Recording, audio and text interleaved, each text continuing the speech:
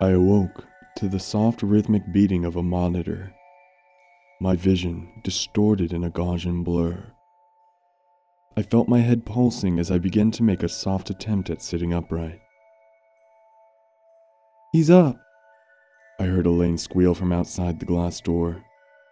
Accompanied by multiple nurses, she sprang into the room, gently touching my chest and whispering for me to lie back down. I winced and felt my heart jump at the touch of her hands. They were now warm, soft, loving hands. "Oh my God, dude, you're okay. Thank the fucking Lord you're okay." I watched Marshall's eyes as they followed my own. They were far too waterlogged to be the friend I grew up with. "Going soft on me now?" I managed to mutter in a meek attempt at sarcasm. "Dude, I don't even care. I thought we were gonna lose you, man. You're my best friend." I was extremely touched by this sentiment. It was not like Marshall to express his emotions to anyone, let alone a guy friend. Elaine slowly slid him back so she could make her way through. I felt a twinge of trepidation as she approached, which slowly faded the moment her eyes met mine. "You are just a mess." She giggled slightly and wrapped her fingers softly around the palm of my hand. I felt a sharp pain scream through my arm. My teeth clenched as the needles ripped through my veins. I immediately glanced down to reveal a bandage. A tightly woven bandage wrapped around my hand. The area where my index finger would be was stained a deep maroon. I breathed heavily. I couldn't tell if I was going crazy or my fucking mind was being tossed between two battling realities bent on breaking my very being. This was not okay. None of this was okay. I looked up at Elaine as my eyes began to fog. She was grinning. Not the sweet, sentimental, caring, which she usually wore so well upon her lips, but a grin of satisfaction. Brilliance beaming from her face like a light shone upon a blackened room. I pulled my hand away quickly as the nurse ushered my friends out. I stared in utter confusion and awe straight at Elaine's eyes, which never left mine. I felt my heart rate rising once more as I faded from reality.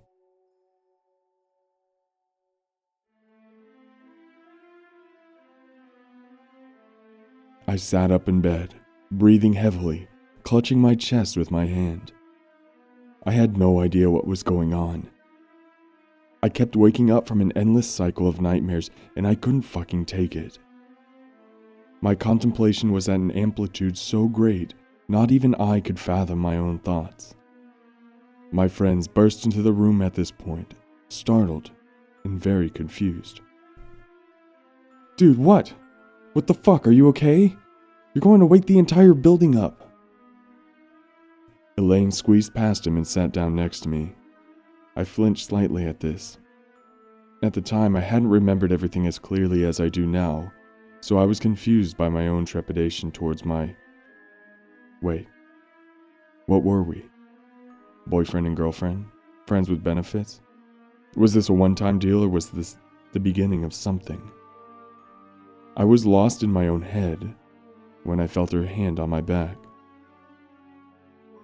"You alright there, bud?" I just stared at the floor and managed to squeak out a couple words. "Yeah, I'm alright.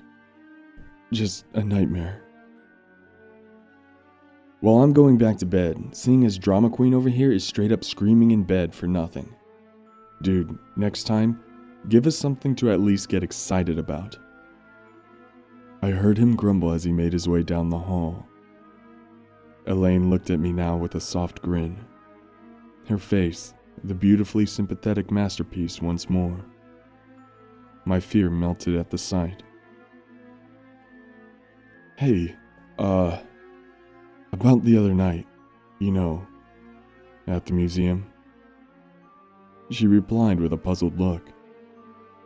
I'm not sure. You mean when you showed up soaking wet and late? She laughed at her own joke, but I couldn't even bring myself to focus on it. Wait, what? No. Like when I nudged her with my elbow, still trying to gain my bearings. Dude, you need some rest. I think I get what you're implying, and I'm flattered, but no. You're so much like a brother. And plus, we live in the same place. It would get real weird real fast. My heart broke at her words. Every bone and nerve in my body wanted to yell, accuse her of leading me on, shout at her for lying and playing dumb. Throwing my brain into a form of denial in which this was all some elaborate, albeit cruel prank, and I was about to see some washed-up celebrity telling me where all the hidden cameras were. No such luck. I made an attempt at speaking. So, it meant nothing to you? She turned around and sighed, rubbing her forehead between her thumb and index finger. What meant nothing, Kellen? What could it possibly be?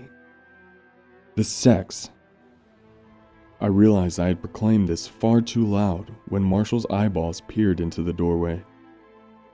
Alright, finally something worth being awake over. Elaine smacked him hard in the stomach. Shut up, Marshall. She turned to me, now visibly annoyed.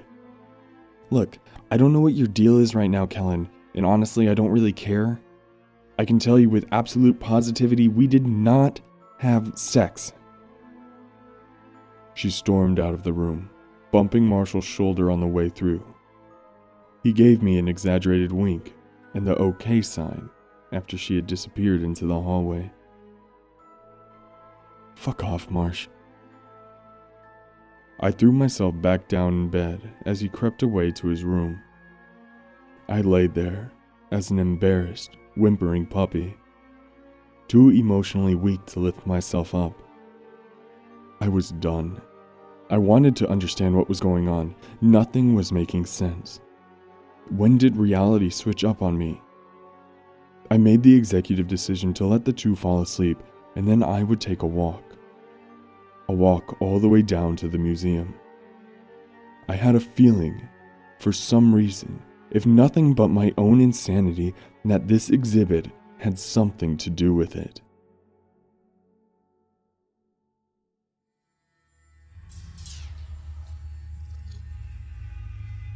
I approached the heavy metal door at the loading area of the massive building.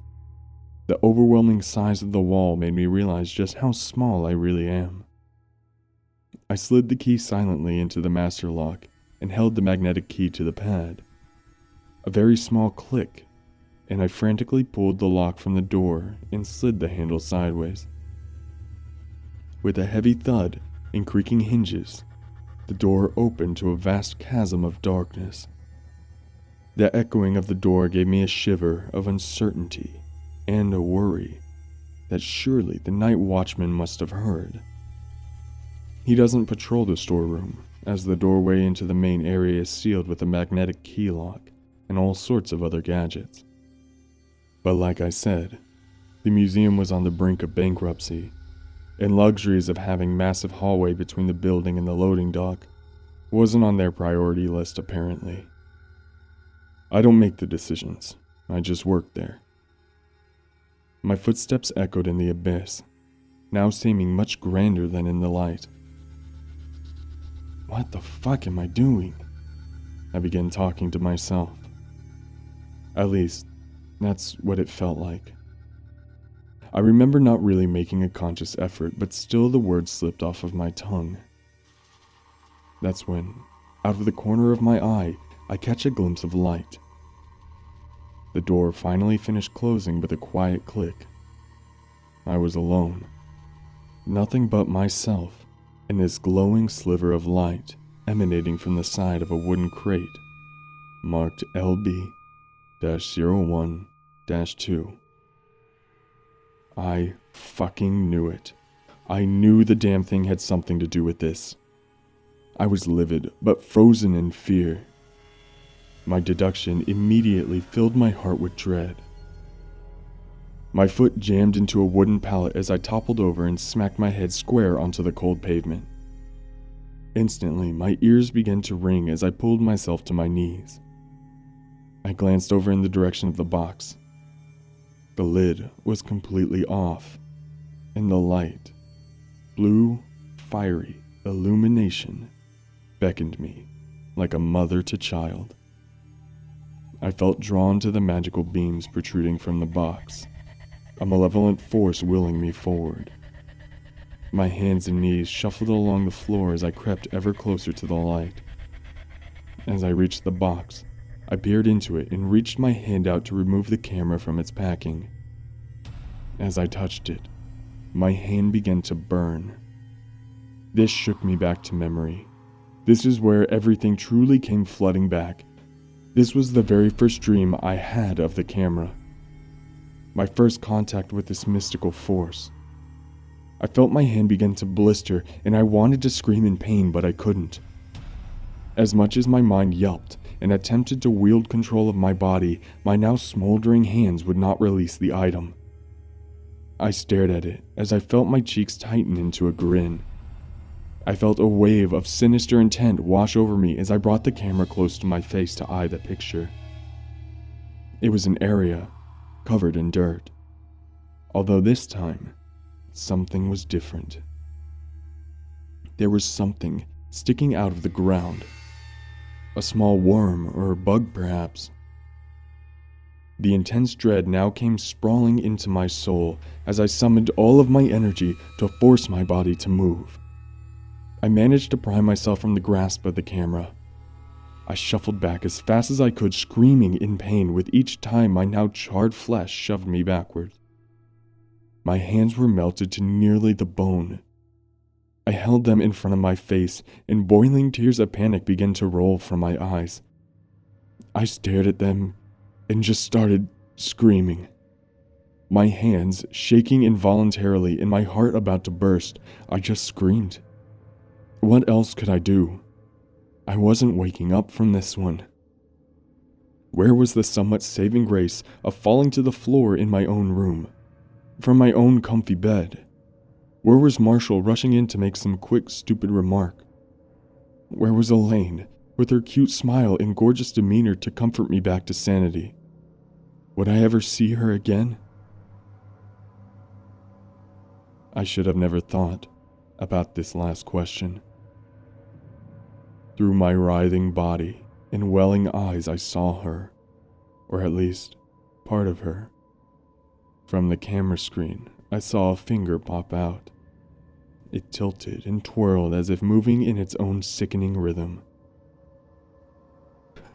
What the fuck do you want? I screamed at the dancing finger. Suddenly, it stopped. The finger pointed right at me. At this point, I heard the familiar beeping. I caught a glimpse of the red flashing battery sign. Finally, I knew this part. I remembered that this was where I'm shaken back to reality. Back from this terrible dream that plagues my existence. This was my saving grace. The moment I prayed for. I shook in anticipation.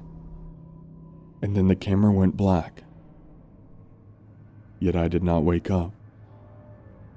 I sat there in the darkness for a few seconds, not sure how to approach the situation. My hands still smelled of burnt skin. My eyes still tear-soaked. My ears still ringing. But wait. It wasn't my ears. From one of the boxes, I heard a cell phone's high-pitched wail. I managed to turn my head back toward the direction of the camera. Every single box was glowing. It created an ambient light that chilled me to the bone, but the most horrifying piece of it all was what was behind the boxes. Hello, Kellen. Elaine stood, or what was supposed to be her doppelganger, behind the boxes, allowing the light to give her an ominous and demonic look. I hope you don't mind the intrusion, she hissed while walking towards me. I started to scream. I'm sorry to do this, really I am. I must say, you were a fantastic lover. Frozen in fear, I couldn't move from the spot. I sat petrified, barely clinging to consciousness. She disappeared, until I realized I could feel her cold tongue on my cheek. Now my body, in complete spasm, I turned slowly toward Elaine. She was nothing like the Elaine I knew. Her eyes were protruding from their sockets and black as the sky on a new moon. Her emaciated cheeks cracked and bled as her mouth stretched into that fucking grin. That disgusting fucking grin. A muffled crunch and mind-splitting pain were all I could comprehend as she plunged her hand into my abdomen. I felt her long, rotting nails slide through my innards. Crimson fluid erupted from my mouth and onto her pale skin. As she licked the droplets from her lips, she pressed further, up through my diaphragm. Why had I not died? At what point would my adrenaline not be enough? Until I felt it. My heart stopped. But only after a few seconds of falling into death's wonderful arms did my eyes reopen to a warm liquid dripping onto my face. Elaine sat crouched above me, holding what I assumed to be my heart. How much do you understand about me? How curiously you looked into my world. Made me believe you had at least an inkling of a hypothesis. Do you know that the design of the heart is fascinating? Civilizations truly understood the magic of these organs, unlike your watered-down science book definition. Every true fiber of your emotion is not a concoction of chemicals in your brain, but a pulsating wave sent from your heart to the rest of your body. Your heart is the derivative of your existence. It houses the soul, the spirit, the power that fuels your body to keep conscious. It is the location of the true energy that powers every universe. Like batteries for a camera, I need them to keep alive. Unlike you, though, I have no soul. I'm merely a figment of an intangible universe, allowing myself to power my being for eons with simply one energy source. You see, my lovely boy, I need these batteries to power my world, lest I lose my chance to wander the realm of your universe. Don't lose your opinion of me just yet. I'm going to offer you a chance of existing. Would you like that? I nodded as vigorously as I could, the pain all-consuming, but a lack of passing giving me new hope. Perfect. Have a good night's rest. At this, she leaped and bounded straight into the darkness. I saw the camera light up once more and had a realization of what I must do. I crawled toward it with all my might, my mutilated body sliding across the floor, leaving a trail of sticky matter like a garden slug. I reached for the camera and instantly, black.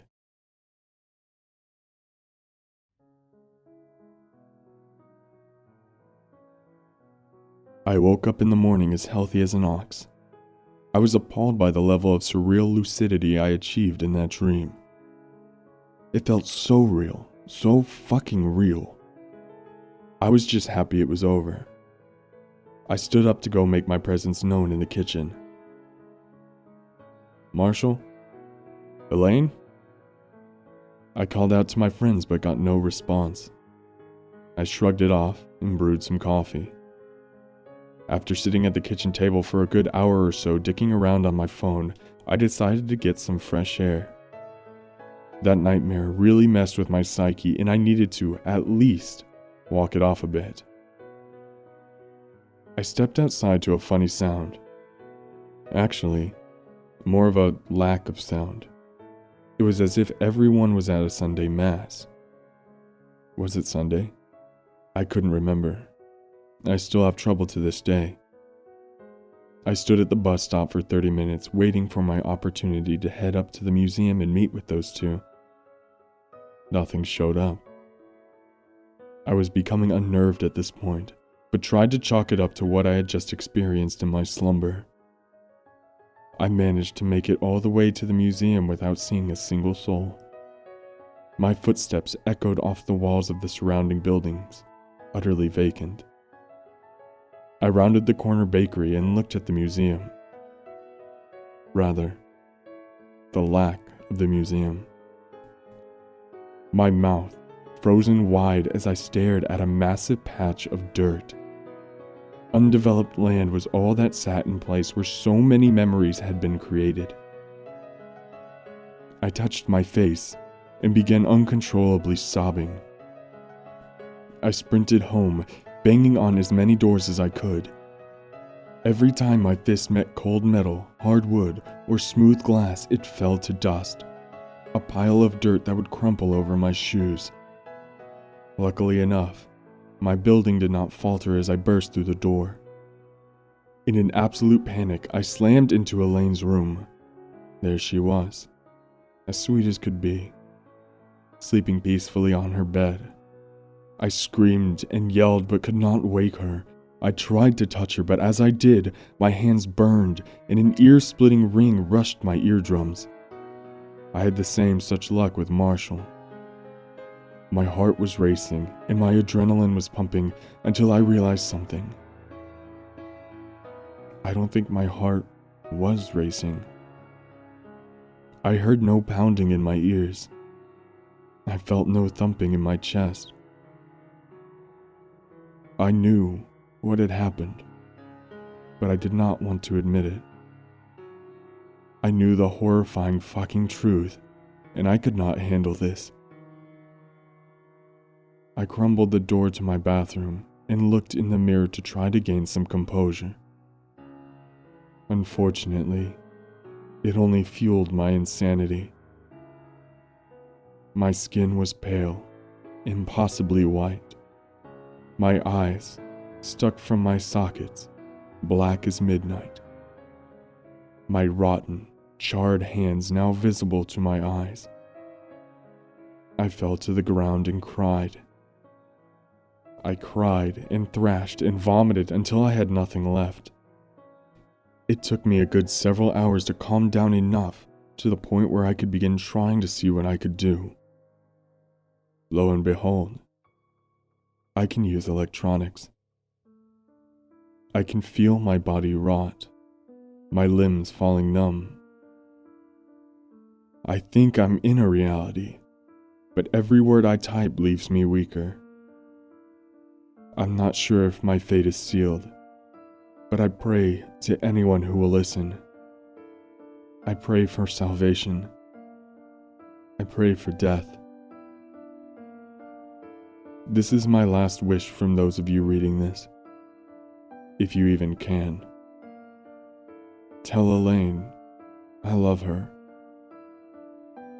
And tell Marshall if he makes another pass at her, I'll be collecting his fucking batteries real soon. Where do you think he went? I'm not sure, but he left this camera lying on the floor. It's a bit outdated, right? I'd say so. Come on, let's go see if he's at the museum. The new exhibit comes in today. Why don't you and I go get coffee real quick, though? Just the two of us. Yeah, I'd like that.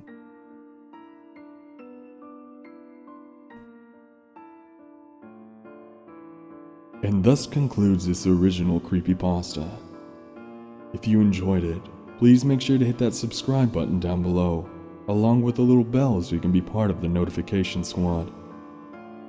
Leave a like and a comment on what you think I should read next. And, as always, ladies and gentlemen, have a terrifying evening.